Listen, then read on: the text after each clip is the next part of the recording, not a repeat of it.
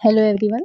आज तीसरी थ्योरी जो है मूवमेंट की हम पढ़ेंगे। आज राजनीतिक प्रक्रिया सिद्धांत, पॉलिटिकल प्रोसेस थ्योरी। ये पहले यूनिट का थर्ड पार्ट है, उसी का ये थर्ड थ्योरी होती है। ये नेट जेआरएफ पीएचडी जहाँ पर भी यूज होता हो आप वहाँ यूज कर सकते हैं। ये हिंदी मीडियम और इंग्लिश मीडियम दोनों पढ़ सकते हैं, बट नोट्स जो है वो ज्यादातर 50% हिंदी में ही रहेंगी। इंग्लिश में थोड़ी चीजें हैं जिसमें नाम वगैरह है राइटर्स की। ओके, तो चलिए आज शुरू करते हैं। मेरा नाम हसीबा है।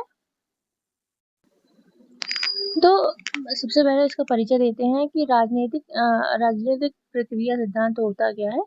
सामाजिक आंदोलों का एक प्रमुख सिद्धांत है। ये बताता है कि सामाजिक आंदोलन केवल असंतोष के कारण नहीं होते, बल्कि राजनीतिक अवसर, संगठनात्मक क्षमता तथा लोगों की सामूहिक चेतना के कारण उत्पन्न होते हैं, मतलब सफल होते हैं। सिर्फ और सिर्फ आप ये कहते हैं कि असंतोष है इसलिए हो सकता है। असंतोष तब तक आंदोलन नहीं बनता जब तक उसको पॉलिटिकल जो है राजनीतिक सहयोग ना मिले। इसलिए बहुत से ऐसे लोग हैं जो फिलहाल परेशान है, लेकिन उनको उनका कोई बात आगे नहीं बढ़ती। क्यों? क्योंकि उसका रीजन यही है, क्योंकि लोगों को ना राजनीतिक सहयोग नहीं प्राप्त होता है। यह सिद्धांत 1970 से लेकर 80 के दशक में विकसित हुआ था और संसाधन संचय सिद्धांत का विस्तारित रूप माना जाता है। रिसोर्स मोबिलाइजेशन थ्योरी जो हम लोगों ने इससे पहले पढ़ा था, उसका ही आगे का बढ़ा हुआ वर्जन माना जाता है। जो इसके प्रमुख प्रतिपादक माने जाते हैं वो डॉग एमसी एडम माने जाते हैं, विद्वान है ये। पॉलिटिकल प्रोसेस थ्योरी का प्रमुख प्रतिपादक इनकी जो पुस्तक है वो है political process and development of black insurgency. ठीक है, ये 1982 में आई थी। चार्ल्स स्टीली जो है उन्होंने राजनीतिक अवसर एवं सामूहिक कार्यवाही की अवधारणा विकसित करी थी। अब आता है सिडनी टैरो, जो पॉलिटिकल अपॉर्चुनिटी स्ट्रक्चर का विस्तार किया है इन्होंने। पीटर आइजनो पॉलिटिकल अपॉर्चुनिटी की अवधारणा 1973 में प्रस्तुत करी थी। ठीक है, अब देखो ये जो थ्योरी है कैसे काम करती है, वो जानने के लिए सबसे पहले क्या करना पड़ता है। हमारे पास ना सामाजिक समस्या होना चाहिए, उसके बाद असंतोष होगा, फिर राजनीतिक अवसर मिलेंगे। जैसे हमारे यहाँ था कि क्या कहते हैं, जो ना सीजेपी का प्रोटेस्ट हुआ तो समस्या ये थी कि पेपर लीक हो रहा था। ठीक है, बच्चों में असंतोष था। फिर जो अपोजिशन की पार्टी थी उसने सहयोग भी दिया, बहुत से पॉलिटिशियन आए, बहुत से फिल्म मेकर भी आए। तो क्या हुआ, इससे क्या हुआ, संगठन का निर्माण हुआ। उसका फिर नेतृत्व क्या है, सोनम वांगचुक ने कर दिया। अब करने के बाद उन्होंने, सोनम वांगचुक ने जब नेतृत्व किया तो उन्होंने बताया कि कैसे ये आपके बच्चों पे इफेक्ट डालेगा। तो इंसान के अंदर जागृति आई लेके। फिर संसाधन, जितने भी संसाधन थे, आज का सबसे बड़ा संसाधन फूड पानी ये चीजें थी, और प्लस इंटरनेट, ताकि लोग समझ पाए कि क्या चल रहा है। फिर क्या है, सारे लोगों ने एक साथ कार्रवाई करी। कार्रवाई क्या, प्रोटेस्ट किया, बच्चों ने भी किया, बड़ों ने भी किया, जो जैसा कर सकता था। इसने क्या किया, सामाजिक सामाजिक आंदोलन लाया। अब क्या है, सामाजिक परिवर्तन हुआ। अभी फिलहाल तो एजुकेशन मिनिस्टर चेंज कर दिए गए हैं, बट उनको ये चीज का हमेशा ख्याल रहेगा कि आने वाले कोई एग्जाम वो ना हो, लीक ना हो, क्योंकि उन्हें पता है कि क्या हाल होने वाला है। तो इसीलिए जो एजुकेशन में मेन जो चेंज है वो यहाँ से आना चाहिए। आएगा नहीं आएगा मैं अभी अभी नहीं पता हमको। देखो यहाँ पर कुछ पॉइंट है। समस्या से ही परिवर्तन की शुरुआत होती है। जब कोई समस्या होगी तभी तो परिवर्तन आएगा ना। अवसर को पहचानना और उसका प्रयोग उपयोग करना आवश्यक है। नेतृत्व दिशा देता है, जन जागरण शक्ति देता है। अगर अच्छा नेतृत्व नहीं होता तो मामला खत्म हो जाता। एकजुट होकर ही दबाव बदलाव लाया जा सकता है। अगर जितने भी जेनजी मिलीनियर जो भी हैं ये नहीं मिलते तो क्या चेंज हो पाता? नहीं। गवर्नमेंट ने इससे पहले कभी भी किसी चीज का इस्तीफा नहीं दिया, बट पहली बार दिया ना, क्योंकि बहुत सारे लोग एक साथ खड़े थे। संसाधन आंदोलन को गति और सफलता देता है।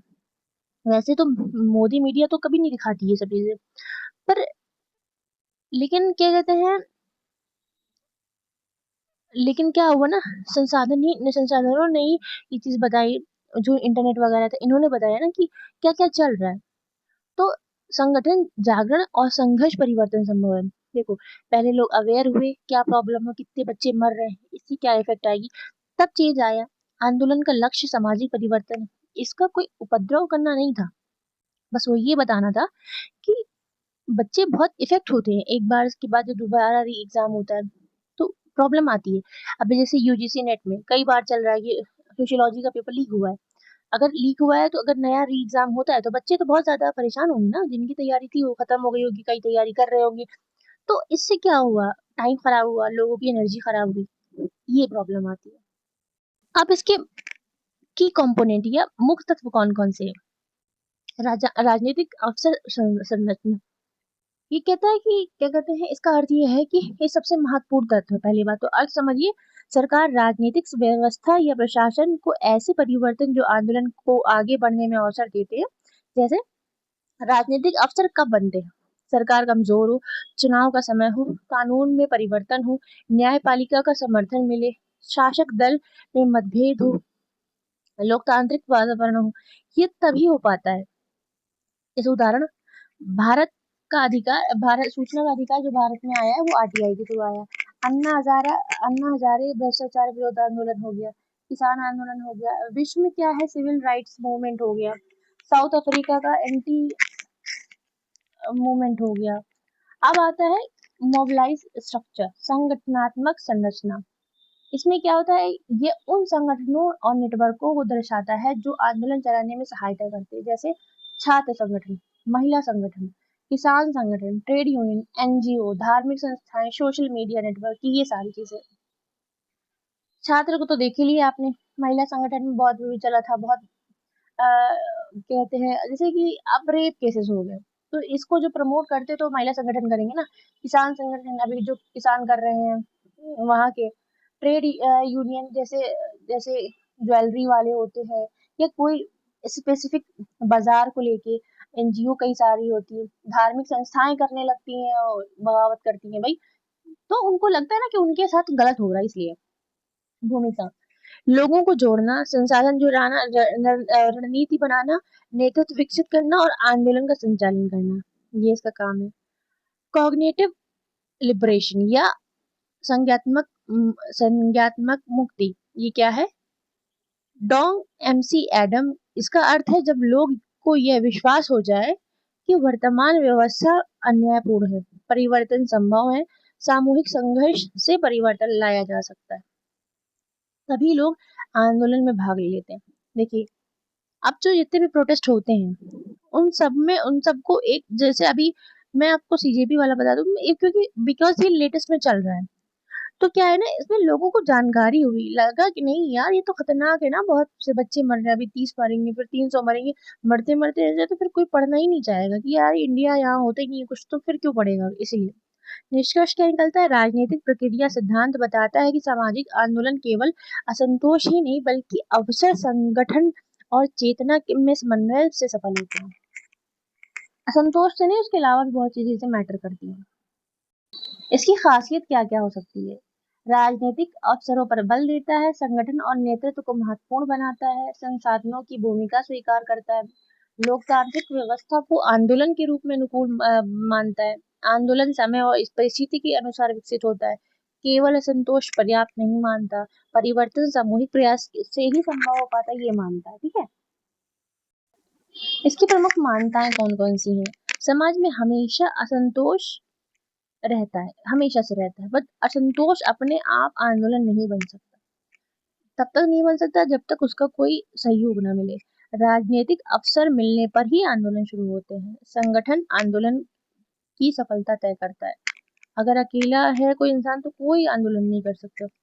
नेतृत्व अत्यंत आवश्यक है, कोई भी उसको आंदोलन को एक नेता की जरूरत होती है, जनता में परिवर्तन की आशा होना आवश्यक है। जब इंसान को लगे कि जनता को लगे कि हाँ हमारे ये करने से हमारा परिवर्तन आएगा, तभी सफल होगा, अदरवाइज नहीं हो सकता। उदाहरण, भारत में चिपको आंदोलन, नर्मदा बचाओ आंदोलन, अन्ना हजारे आंदोलन और किसान आंदोलन। विश्व में क्या है, American civil right movement, anti apartheid movement and women's suffrage movement, ये सारे मूवमेंट मतलब मूवमेंट्स माने जाते हैं। ठीक है, तो हर चीज से कुछ फायदे होते हैं, कुछ नुकसान होते हैं। सामाजिक आंदोलन को वास्तविक राजनीतिक संबंध संदर्भ में समझता है, नेतृत्व एवं संगठन की भूमिका स्पष्ट करता है, लोकतंत्र और राजनीतिक अवसरों को महत्व को दर्शाता है, आंदोलन की सफलता के कारणों की व्याख्या करता है और रिसोर्स मोबिलाइजेशन थ्योरी का विस्तार करता है। जो हमने वो थ्योरी पढ़ी थी उसके बारे में आगे बढ़ता है। सीमाएं क्या क्या हो सकती हैं? संस्कृति और पहचान की भूमिका को कम महत्व देता है, भावनाओं एवं व्यक्तिगत प्रेरणाओं की उपेक्षा करता है, सभी आंदोलनों को राजनीतिक अवसर नहीं मिल पाते, ये बात बिल्कुल सही है।